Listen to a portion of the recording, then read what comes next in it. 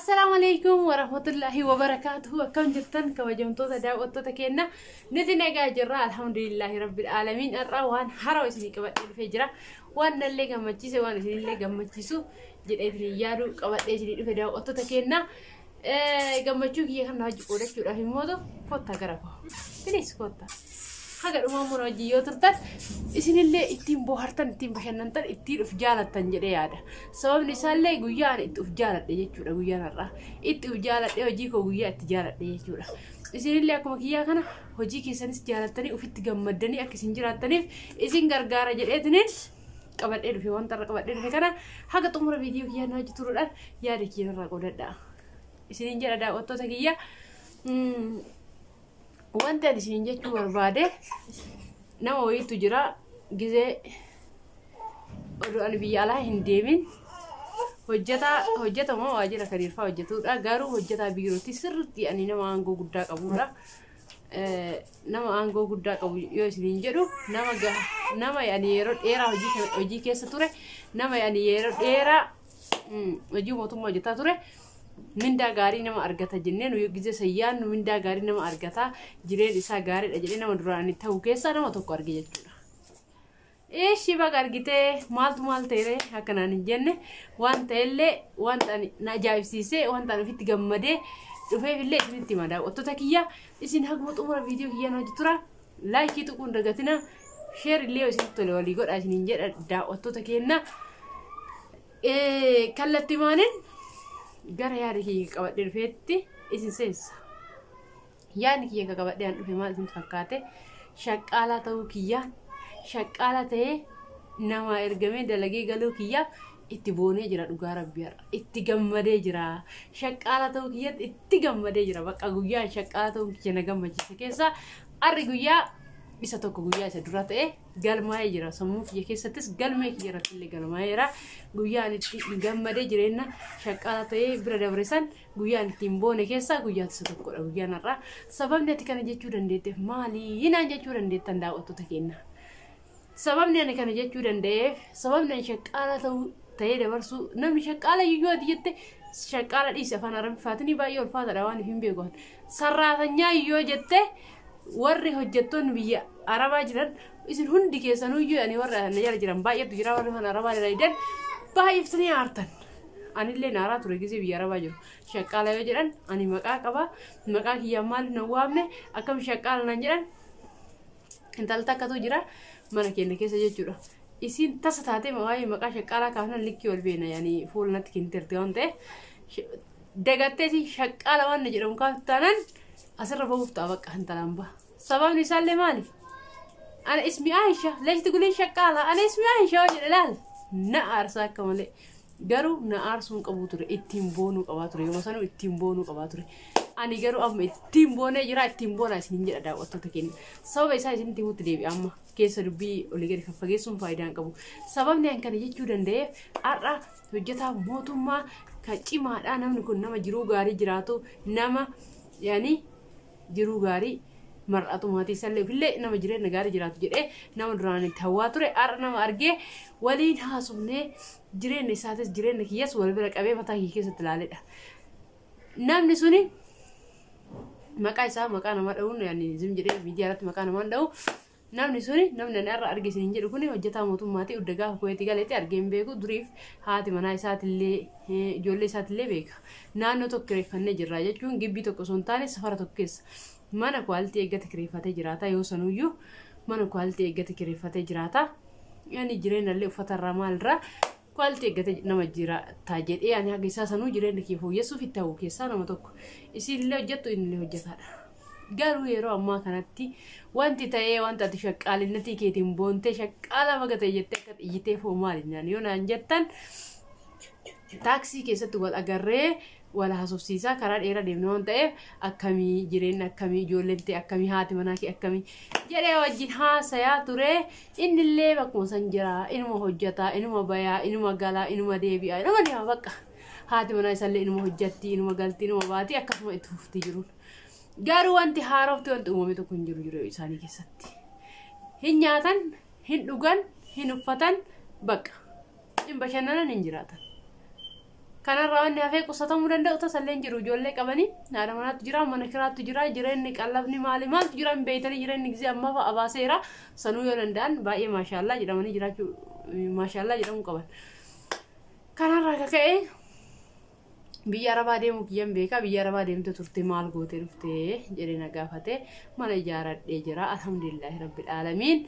ammallee wanta harkarratti naafii qabadhee dhufes akkuma jirutti ta'ee akkana jedhanillee jireenya kiyyeetti binillee akkana jedhee jireenya dhufiidatti ani jireenya shaqqaalummaa kana wallaahi duraan ittiin gaddaa ture har'a garuu ittiin boone wallaahi alhamdulillahi rabbil aalamiin sababni isaa hojjetaa mootummaa yaani namni islaamindaa gaarii qaba jettee ati yaaddu gisee amma yoo uffata ofii qayyarate malee jireenya ofii qayyaratu hin dandeenye inni nyaataa hin dhugaan hojjetaa hin galaa hin bayaa bakka kan wanti biraan jiru biyya keenya keessatti nu garuu biyya arabaa teennee osoo biyya keenya keessatti hojii qabaannee hawwinaa nama hojii mootummaa qabatetti hawwinaa wanti nu hawwinu wanta kana kuni murteessa miti jireenya keenya biyya arabaa deemanii dalagachuun murteessadha wallaahi lazimsi haa cannaytu kamaadaami waggaa 5 irratti cannayte yoo cannayte sani achitti cannaqamtee gaafa galte jireenya gaarii jiraatta kanaa jecha daawwattoota keenya warri mana arabaa jiraatanii dalaydanii maadaami hojii wal falmaa jirtan homa isinti fakkaate sababni salli biraa galtaka jireenya kee fooyyeffataa jirta malee achi jiraachuu fi biddatti kee jiraataa jirtu kanaa jecha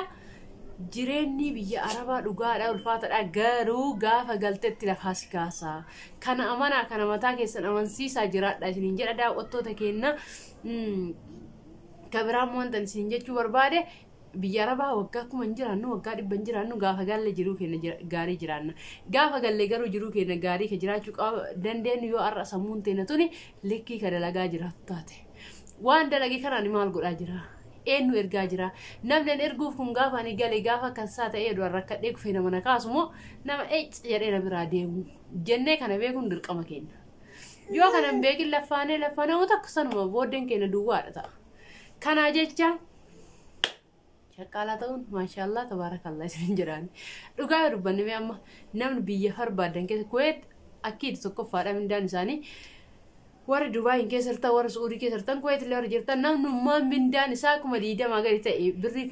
birrii Itoophiyaa kuma 20 gadi namni ta'e cidaatii hojjette waan feetu hojjette warri nyaata hojjetu mindaan isaanii kaffiidha hin beekama gizaan jiruyyuu gizaan kuweet hin jiruyyuu kuma 20 oli akkiid amma immoo sharafni dinaar takka kuma 240 immoo maal akkas galtee jirti sa'aatii ammaa kana namnummaan mindaan isaa kuma 20 Itoophiyaatti gadi ta'e yoo ka jiraatu ta'e mee komentii irratti naa barreessaa dhugaa rabbi hin jiru Itoophiyaa keessatti garuu mana manuu warra hojjetaa mootummaa jechuudha rafanii mana manuu kuma 20 argaa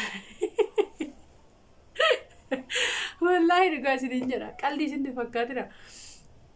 hojii yoo taate akkana namatti hojjetan isaanillee kataan nagarre garuu mindaa akka isin argattanii mindaa shaqqaalan argattu hojjetaa mootummaa mana manuun arguu isin jedha Itoophiyaa keessatti mana manuu hin argu yoo akka tasaa warra baankii keessayyuu ani warra cinqillaata isaanii sirriitti dalagu warra mataan isaanii sirriitti dalagu maa cinqillaati jettan hin jedhin ammoo dhiifama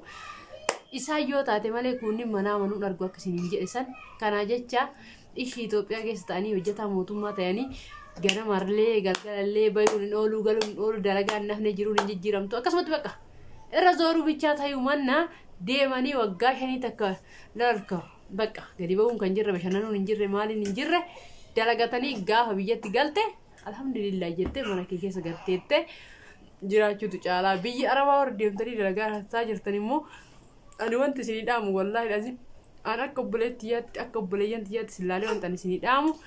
wanta takka godhachuu miti karoora keessan ka ta'uu qabu birrii qabattanii galuu miti karoora keessan ka ta'uu qabu mana ijaaradha mana jireenyaa ijaaradha namni mana jireenyaa qabu waan fedhellee ta'u bayullee galullee irraa bareeda namni mana kiraa jiru garuu gizee kamuu yaaddaa jiraata kanaa jecha dirqama jechuudha laala mana kiraa jiraatan birrii ofiitiin maal rakkoo qabanaan jechuu dandeettan birrii ofiitiin dhugaadha osuma mana kana gadhiisetiniin mana biraa deema jedheeyyuu meeshaan harkaa cabinnaa maal ta'innaa achi fe'uun as fe'uun guuruun baay'ee kabbaadha mana kiraanuma keessa yeroo dheeraa jiraatetiniin beeka waan ta'e baay'ee ulfaatadha keessi kee bakka dastanyaa taateen jiraattu akkasuma keessattuu yoo gibbii guutuu kireeffattee fataa ittee jiraatte akkasii Saarbisii kireeffattee maal taate gibbii tokko keessa warra wajjiraachuun baay'ee ulfaataadha. Kanaa jecha isin wanti godhuu qabdan. Dirqama keessan biyya Arabaa eega dheexxanii eega rakkachuun keessan dhoollee eega dalaguun keessan dhoollee kutattanii ilaalu mul'ii keessan shabbi gootanii maal godhuu qabdan? Mana ijaarrachuu. Akka taatanii mana ijaarrachuu. Araba deemuun keessan dhoollee mana ijaarrattan malee gara biyyaan galaa isin jedha daawwattoota keenya. Warra isin dura ijaarrattan maashaallah tabarakallah laayik isin godheera. Warri mootu ganaa amma deemtan ganaa dalagataa jirtan yaadni keessan maal ta'uu qaba? Dirqama waan tokko osoo hin godhin osoo namaaf yaaduu hin ta'in osoo waan xiqqoo meeshaa kutaa mana keessa yaaduu osoo hin ta'in mana kiyya ijaaradhee meeshaan achi boodarra ishee achi boodarra maaf mushkilaa kaargoo maali birrii keessan katabatuun kana kaargoo kalli walli meeshaan biyya sanii dhufe biyya kanatti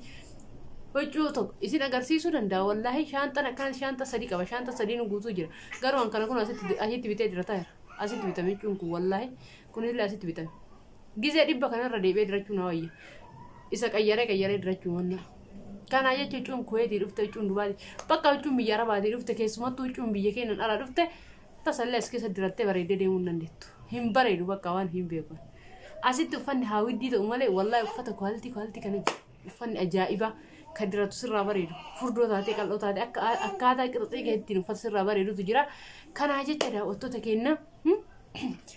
kaargoo waan adda addaa waan bilicii waan xiqqoo kanatti sammuu kenna haatu osoo hin taane nuti ka yaaduu qabnu Itoophiyaa keessatti waa hoxxee xiqqoo isii qucci godhadhee katamatti gurgurtee xiqqoo qucci godhadhee achi booda ka biraa yaada achi booda viillaa irratti ijaaruu waan feete ijaaruu dandeetta lafa bichaa bitadhu lafa bitiitii lafa kaadhu achi booda dalagattee waan barbaade irratti ijaarachuu dandeetta hin dandeenye taate akka isaa Arabaa wal dhabde galte taane hoxxee keessa galtee nyaattee dhuguun dadhabdu dalagatte kana isiniin jedha wallahi dhaamsi kiyya kana akka jaalattan akka ittiin yaada keessan sammuu keessan illee xiqqoo sirreeffattan sammuun keessan sirrii hin jiru jechuu kiyyaa miti gara biraatti nama fudhatina hin jira namni sirriitti yaadu ana caala namni yaadu hin jirtanii garuu immoo tokkotu jira ka haadha fi abbaa ofii gargaarallee waan jiru likkii ka dabare garuu fayyadu likkii dabaree ani jireenyi kee haga lafatti kututa ka dirasi haga achitti bakka umriin sirraa dhumee bakka gaafa biyyatti galte kolkolooftee uumaa kun tolle takka dirasii dalaydee nama gargaaruun faayidaan qabu. Namas gargaari likkitti haa ta'u isiniin jedha namas gargaara ofiillee jireenya keessan gadhaabaa deemaa laal kana isiniin jedha daawwattoota keenya isinitti yoo baay'isellee dhiifama yoo isinitti tole immoo gorsi kiyyeetti fufa isiniin jedha daawwattoota keenya haga ammaatti hojii turuu keessanii guddaa isin galateeffadha haga viidiyoo biraa ka isin bohaarsu ka isin bashannansiisu qabadhee isinii dhufu kanumaan naa booharaa isiniin jedha kanuma irraa baradhaa isiniin jedha naga xumura viidiyoo kiyyan hojii turuu keessanii guddaa galatooma baay'ee.